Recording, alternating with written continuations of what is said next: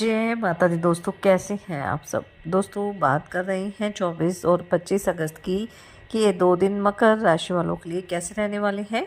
इन 2 दिनों में मकर राशि वालों को क्या खुशखबरी सुनने को मिल सकती है, किन बातों में इन्हें सावधानी रखनी चाहिए। तो इन 2 दिनों का राशिफल जानने से पहले हम इन 2 दिनों का पंचांग जान लेते हैं। 24 अगस्त 2025 दिन रविवार रहेगा। भाद्रपद माह शुक्ल पक्ष की प्रतिपदा तिथि जो 11:50 तक रहेगी। उसके बाद द्वितीय तिथि प्रारंभ हो जाएगी। शिव योग रहेगा जो 12:29 तक रहेगा। उसके बाद सिद्ध योग प्रारंभ हो जाएगा। पूर्वा फाल्गुनी नक्षत्र रहेगा। चंद्रमा सिंह राशि में रहेंगे। अभिजित मुहूर्त का समय रहेगा 11:57 से 12:49 तक। राहु काल का समय रहेगा शाम 5:14 से 6:52 तक। अब बात करते हैं 25 अगस्त की। 25 अगस्त 2025 दिन सोमवार रहेगा। भाद्रपद माह शुक्ल पक्ष की द्वितीय तिथि जो 12:36 तक रहेगी। उसके बाद तृतीय तिथि प्रारंभ हो जाएगी। सिद्ध योग रहेगा जो 12:06 तक रहेगा। उसके बाद साध्य योग प्रारंभ हो जाएगा। उत्तरा फाल्गुनी नक्षत्र रहेगा। चंद्रमा 8:29 तक सिंह राशि में रहेंगे, फिर कन्या राशि में आ जाएंगी। अभिजित मुहूर्त का समय रहेगा 11:57 से 12:48 तक। राहु काल का समय रहेगा सुबह 7:32 से 9:09 तक। दोस्तों हमारे हिंदू धर्म में दीपक को शुभता और पवित्रता का प्रतीक माना जाता है। पूजा पाठ के दौरान दीपक जलाने का विशेष महत्व होता है और किसी भी पूजा पाठ, व्रत या शुभ कार्य में दीपक जलाना अनिवार्य होता है, क्योंकि इसके बिना पूजा अधूरी मानी जाती है। और ये भी कहा जाता है कि घर में दिया जलाने से हमारे जो वातावरण है उसमें एक पॉजिटिव एनर्जी का संचार हो जाता है, मन को शांति मिलती है, साथ ही साथ देवी देवता भी प्रसन्न होते हैं। अक्सर लोगों के मन में ये असमंजस बना रहता है कि पूजा के बाद दीपक की जो बुझी हुई बाती है उसका हमें क्या करना चाहिए। क्या उसे फेंक देना चाहिए? तो क्या ऐसा करना शुभ माना जाता है? तो आज हम इसी विषय पर बातचीत करेंगे कि जली हुई बाती का हमें क्या करना चाहिए। तो आपको बता दें कि दीपक जलाने के बाद उसकी बची हुई जो बाती है कभी भी फेंकनी नहीं चाहिए। आप इन जली हुई बातियों को लगातार 11 दिनों तक इकट्ठा करें। उसके बाद 11वें दिन सभी बातियों को कपूर और लौंग के साथ प्रज्वलित कर दें। फिर इस धुएं को पूरे घर में फैला दें। और ये कहा जाता है कि ऐसा करने से घर में जो भी नेगेटिव एनर्जी होगी वो ख़त्म हो जाएगी और घर में पॉजिटिव एनर्जी का आगमन होगा। दीपक की बची हुई राख भी बहुत उपयोगी मानी जाती है और इस राख का तिलक करने से व्यक्ति को नज़र दोष और बुरी शक्तियों से मुक्ति मिलती है। यदि घर परिवार में किसी छोटे बच्चे को नज़र लगी हुई है तो जो बाती की बची हुई राख होती है वो बच्चे के ऊपर से 7 बार उतारकर किसी पेड़ की जड़ में डाल दे। इससे नज़र दोष से भी छुटकारा मिलता है। पूजा में उपयोग की गई जली हुई बाती को कभी भी कूड़े में नहीं फेंकना चाहिए, क्योंकि ऐसा शुभ माना जाता है और इन बातियों को किसी बहते हुए जल में आप विसर्जित कर सकते हैं। और अगर आपके लिए संभव ना हो तो आप इन जली हुई बातियों को किसी पवित्र स्थान की मिट्टी में रख सकते हैं। ऐसा करने से भी दोष नहीं लगता है। इस तरह ये जो जली हुई बाती होती है हमें उसका इस तरह से उपयोग करना चाहिए ताकि हमें उसका कोई अशुभ फल भी प्राप्त ना हो। तो अगर आपको मेरे द्वारा दी गई जानकारी अच्छी लगे तो मुझे कमेंट बॉक्स में आप ज़रूर बताइएगा, ताकि आगे भी मैं आपको ऐसी जानकारी देती रहूं। तो चलिए बात कर लेते हैं ये 2 दिन मकर राशि वालों के लिए कैसे रहेंगे। ये 2 दिन मकर राशि वालों के लिए मिले जुले रहने वाले हैं। इन 2 दिनों में लाभ के योग बनेंगे, लेकिन थोड़ी सावधानी आपको बरतनी होगी। साथ ही इस दौरान जितना आप बड़ों की सलाह लेकर काम करेंगे उतना ही समय आपके लिए अच्छा रहने वाला है।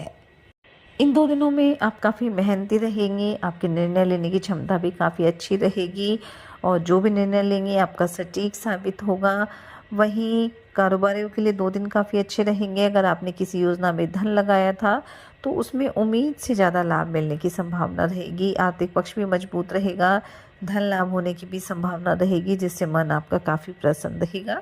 बस यही सलाह दी जाती है कि कोई भी नई योजना आप शुरू करना चाहते हैं, आप धन का निवेश करना चाहते हैं, शेयर बाज़ार, सट्टे, लॉटरी से आप जोड़ना चाहते हैं, तो उसमें आप अच्छी तरह से स्टडी करें, बड़ों की सलाह लें ताकि आपको हर जगह लाभ की प्राप्ति हो। इन 2 दिनों में आप अपने कारोबार में भी किसी तरह के बदलाव की योजना बना सकते हैं। घर परिवार में किसी अतिथि का आगमन भी हो सकता है, जिससे घर में खुशियों का माहौल रहेगा। वहीं नौकरी पेशा लोगों के लिए भी समय काफ़ी अच्छा रहने वाला है, बस थोड़ा-सा अपने सहकर्मियों के साथ सामंजस्य बनाकर चलना है। वहीं अगर आप किसी सरकारी योजना में धन का निवेश करना चाहते हैं, तो उसमें लाभ की प्राप्ति तो होगी, लेकिन जो भी ज़रूरी कागजी कार्रवाई होती है, वो आपको ध्यानपूर्वक करनी है। मेहनत काफ़ी रहेगी और इसी वजह से आप काफ़ी व्यस्त भी रहने वाले हैं, लेकिन ये व्यवस्था आपको सफलता भी दिलाएगी। इन 2 दिनों में आपको इस बात का भी ध्यान रखना है कि किसी भी अजनबी की बातों में नहीं आना है। करियर कारोबार को लेकर किसी तरह की सलाह उनके साथ नहीं करनी है, क्योंकि वो आपके लिए परेशानी भी बन सकते हैं। विद्यार्थियों के लिए 2 दिन अच्छे रहेंगे, पढ़ाई पर ध्यान देंगे, बस थोड़ा आप अपनी संगति का ध्यान रखिए, बाकी समय आपके लिए काफ़ी अच्छा रहने वाला है। कोई अच्छी खबर भी आपको सुनने को मिल सकती है। धर्म कर्म के कार्य में भी काफ़ी रुचि रहेगी, भगवान की भक्ति में भी आपका खूब मन लगने वाला है। वहीं किसी ज़रूरतमंद व्यक्ति की मदद अगर आप कर सकते हैं तो अवश्य करें, इसमें संकोच बिल्कुल ना करें। ख़ास तौर से आप बेजुबान जानवरों को भोजन कराएं और जिस तरह से भी आप उनकी मदद कर सकते हैं वो आप अवश्य करें। पारिवारिक जीवन आपका सुखद रहने वाला है, जीवन साथी से पूरा सहयोग मिलेगा और वहीं प्रेम संबंधों के लिए भी 2 दिन अच्छे रहने वाले हैं। थोड़ा-सा आप अपने साथी की भावनाओं की कद्र करें, दाम्पत्य जीवन आपका सुखद रहने वाला है और भाई-बहनों के साथ भी आपको सामंजस्य बनाकर चलना है। कोई अच्छी सफलता आपको मिल सकती है, जिससे घर परिवार के सदस्य काफ़ी खुश रहेंगे, आपका सहयोग भी करने वाले हैं। तो जितना आप सामंजस्य बनाकर चलेंगे, उतना सभी से आपको सहयोग की प्राप्ति होगी।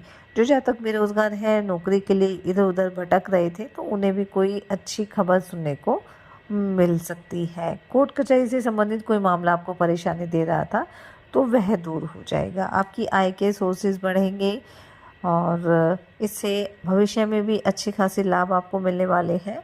लेकिन इन 2 दिनों में किसी भी तरह का लेन-देन करना है तो समझदारी के साथ करना है, नहीं तो आपके लिए समस्या भी बन सकता है। संतान पक्ष की तरफ से कोई अच्छी खबर आपको सुनने को मिल सकती है। इन 2 दिनों में आपको किसी भी काम को लेकर दूसरे पर डिपेंड नहीं रहना है। साथ ही साथ अगर आपकी कोई गाड़ी है, कोई भी आपकी वाहन है, तो अचानक से उसके ख़राब होने की वजह से धन खर्च करना पड़ सकता है, तो उसको लेकर भी आपको थोड़ा एक्टिव रहना है।